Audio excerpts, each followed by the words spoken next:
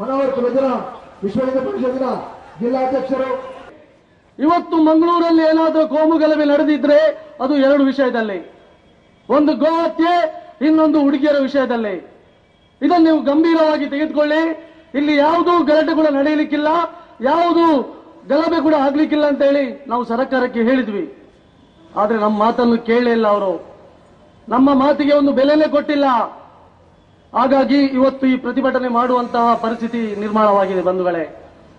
ಕಳೆದ ಪ್ರಾಂತ ಬೈಠಕ್ನಲ್ಲಿ ಇಡೀ ರಾಜ್ಯಾದ್ಯಂತ ನಾವು ಇದರ ವಿರುದ್ಧ ಹೋರಾಟ ಮಾಡಬೇಕೆಂಬ ನಿರ್ಣಯ ತೆಗೆದುಕೊಂಡಿದ್ವಿ. 1 ತಿಂಗಳ ಮುಂಚೆ ಡಿಸಿ ಅವರಿಗೆ ಮನವಿಯನ್ನು ಕೂಡ ಮಾಡಿದ್ವಿ. ಇವತ್ತು ನಮ್ಮ ಜಿಲ್ಲೆಯಲ್ಲಿ ನಿರಂತರವಾಗಿ ಗೋಸಾಗಾಟ ಆಗ್ತಾ ಇದೆ. ನೀವು ನವೆಂಬರ್ 15ರ ಒಳಗೆ ಏನಾದರೂ ಕಾನೂನು ಕ್ರಮ ತೆಗೆದುಕೊಳ್ಳದಿದ್ದಲ್ಲಿ ನಾವು 15ಕ್ಕೆ ಪ್ರತಿಭಟನೆ ಮಾಡ್ತಾ ಇದ್ದೇವೆ ಅಂತ ಹೇಳಿ. ಹಾಗಾಗಿ ನಾವು ಇವತ್ತು ಇಷ್ಟೊಂದು ಕಾರ್ಯಕರ್ತರು ನಾವು ಇಲ್ಲಿ ಸೇರಿದ್ದೀವಿ. ಈ ಗೋ ಹಂತಕರಿಗೆ, ಈ ಗೋ ಸಾಗಾಟಗಾರರಿಗೆ ಯಾರ ಬೆಂಬಲ? ಇವತ್ತು ಯಾತಕ್ಕಾಗಿ ನಮ್ಮ ಪ್ರತಿಭಟನೆ ಎಂಬ ಹೇಳಿಕೆಯನ್ನು ಇಟ್ಟುಕೊಂಡು ಪ್ರತಿಭಟನೆ ಮಾಡುತ್ತಿರುವಂತಹ ದೇಶದ್ರೋಹಿ ಸಂಘಟನೆಗಳ ಇವರಿಗೆ ಬೆಂಬಲ ಸಿಗ್ತಾ ಇದೆ. ಕೇವಲ ವೋಟ್ ಬ್ಯಾಂಕ್ ರಾಜಕೀಯಕ್ಕೋಸ್ಕರ ರಾಜಕೀಯ ಮಾಡುತ್ತಿರುವಂತಹ ಕೆಲವು ರಾಜಕೀಯ ಪಕ್ಷಗಳು ಇವರಿಗೆ ಬೆಂಬಲ ನೀಡ್ತಾರೆ, ಕೆಲವು ಬುದ್ಧಿಜೀವಿಗಳು ಇವರಿಗೆ ಬೆಂಬಲ ನೀಡ್ತಾರೆ, ಕೆಲವು ವಿಚಾರವಾದಿಗಳು ಬೆಂಬಲ ನೀಡ್ತಾರೆ. ಏನಂತ ಬೆಂಬಲ? ಒಂದು ರಾಜಕೀಯ ಪಕ್ಷದ ಮುಖಂಡರು, ನಮ್ಗೆ ಅವರ ಮೇಲೆ ಗೌರವ ಇದೆ, ಒಬ್ಬ ಹಿರಿಯ ರಾಜಕಾರಣಿ ಇವತ್ತು ಮಂಗಳೂರಿನಲ್ಲಿ ದಸರಾವನ್ನು ಇಡೀ ದೇಶಕ್ಕೆ ಹೇಳಿಕೊಟ್ಟ ಒಬ್ಬ ಕಾಂಗ್ರೆಸ್ ಮುಖಂಡ ಹೇಳ್ತಾರೆ ಅದು ಗೋವನ್ನು ಅವರು ತಿನ್ನುವ ಹಕ್ಕು, ಅವರಿಗೆ ತಿನ್ನುವ ಹಕ್ಕು, ಅದರಲ್ಲಿ ಆರೋಗ್ಯಕ್ಕೆ ಬೇಕಾದಂತಹ ಅಂಶ ಇದೆ, ಅದನ್ನು ಅವರು ತಿನ್ನಿ, ನೀವೇಕೆ ಅವರಿಗೆ ತೊಂದರೆ ಕೊಡ್ತೀರಾ? ಆ ಮುಖಂಡರಿಗೆ ನಾನು ಹೇಳಲಿಕ್ಕೆ ಇಚ್ಛೆ ಪಡ್ತೀನಿ. ಇವತ್ತು ಹಂದಿಯಲ್ಲಿ ಕೂಡ ಆರೋಗ್ಯಕ್ಕೆ ಒಳ್ಳೆಯದು ಅಂಶ ಇದೆ, ಯಾಕೆ ಅವರು ಹಂದಿಯನ್ನು ತಿಂತಾರಾ? ಕೆಲವು ದೇಶದಲ್ಲಿ ಜನರು ನಾಯಿಯನ್ನು ತಿಂತಾರೆ, ಅದು ಕೂಡ ಆರೋಗ್ಯಕ್ಕೆ ಒಳ್ಳೆಯದಂತೆ, ಅದನ್ನು ತಿಂತಾರೆ ಅವರು. ಇವರಿಗೆ ಯಾಕೆ ಗೋವಿನ ಮಾಂಸ ಬೇಕು? ಇವರ ಗೋವಿನ ಮಾಂಸ ಇವರಿಗೆ ಅಗತ್ಯ ಇಲ್ಲ. ಇವರಿಗೆ ಕೇವಲ ಬೇಕಾದದ್ದು ಹಿಂದೂಗಳ ಭಾವನೆಗೆ ಧಕ್ಕೆ ತರಬೇಕು, ಹಿಂದೂಗಳ ಭಾವನೆಗೆ ಮನಸ್ಸಿಗೆ ನೋವು ಉಂಟು ಮಾಡಬೇಕು, ಇಡೀ ಜಿಲ್ಲೆಯಲ್ಲಿ ಕೋಮುಗಲಭೆ ಸೃಷ್ಟಿ ಮಾಡಬೇಕು. ಒಂದೇ ಒಂದು ಕಾರಣಕ್ಕೋಸ್ಕರ ಇವತ್ತು ಈ ರೀತಿ ಇವರು ಗೋ ಹತ್ಯೆ, ಗೋ ಸಾಗಾಟ ಮಾಡ್ತಿದ್ದಾರೆ ಬಂಧುಗಳೇ. ಯಾವುದು ಇನ್ನೊಂದು ಸಂಘಟನೆ, ದೇಶದ್ರೋಹಿ ಸಂಘಟನೆ ಏನು ಕಾರ್ಯಕ್ರಮ ಮಾಡ್ತದೆ ಮೈದಾನಲ್ಲಿ? ಯಾತಕ್ಕಾಗಿ ನಮ್ಮ ಸಂಘಟನೆ?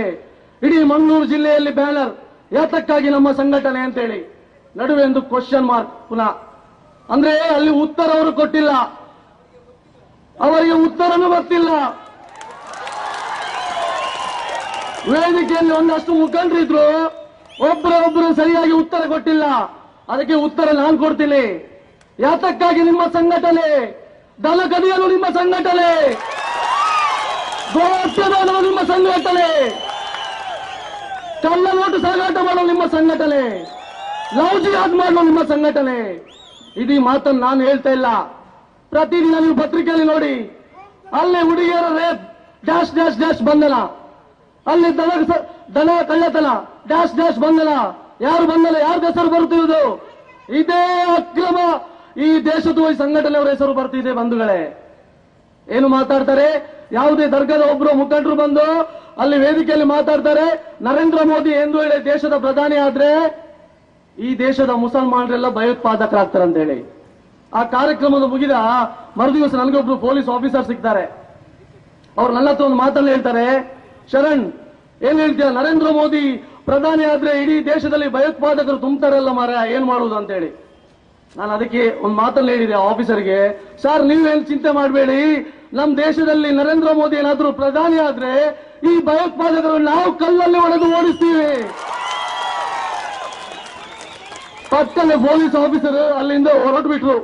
ಅವರಿಗೆ ಹೆದರಿಕೆ ಆಯ್ತಾ ಏನ ನನ್ಗೆ ಗೊತ್ತಿಲ್ಲ.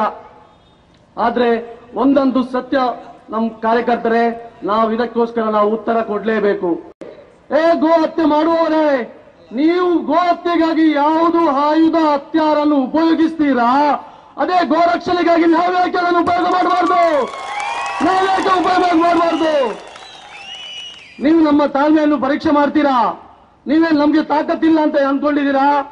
ಹಿಂದೂ ಸಮಾಜ ಉತ್ತರ ಕೊಟ್ಟದನ್ನು ನೆನಪು ಮಾಡಿಕೊಳ್ಳಿ. 1998ರಲ್ಲಿ ಸುರತ್ಕಲ್ನ ನೆನಪು ಮಾಡಿಕೊಳ್ಳಿ, 2006ರಲ್ಲಿ ಮಂಗಳೂರಲ್ಲಿ ನೆನಪು ಮಾಡ್ಕೊಳ್ಳಿ ಯಾವ ರೀತಿ ಹಿಂದೂ ಸಮಾಜ ಉತ್ತರ ಕೊಟ್ಟಿದೆ ಅಂತೇಳಿ. ನಮ್ಗೇನು ತಾಕತ್ತಿಲ್ಲ ಅಂತ ಅಂದ್ಕೊಳ್ಬೇಡಿ, ನಮ್ಮ ತಾಕತ್ತನ್ನು ನಾವು ತೋರಿಸ್ತೀವಿ. ನೀವು ಮುಂದಿನ ದಿವಸದಲ್ಲಿ ಏನಾದ್ರೂ ಈ ಅಕ್ರಮ ಕಸಾಯಿಖಾನೆ, ಅಕ್ರಮ ಗೋ ಸಾಗಾಟ ನಿಲ್ಲಿಸದಿದ್ದಲ್ಲಿ ಎಚ್ಚರಿಕೆಯನ್ನು ಈ ಸಂದರ್ಭದಲ್ಲಿ ಕೊಡ್ಲಿಕ್ಕೆ ಬಯಸ್ತೀನಿ.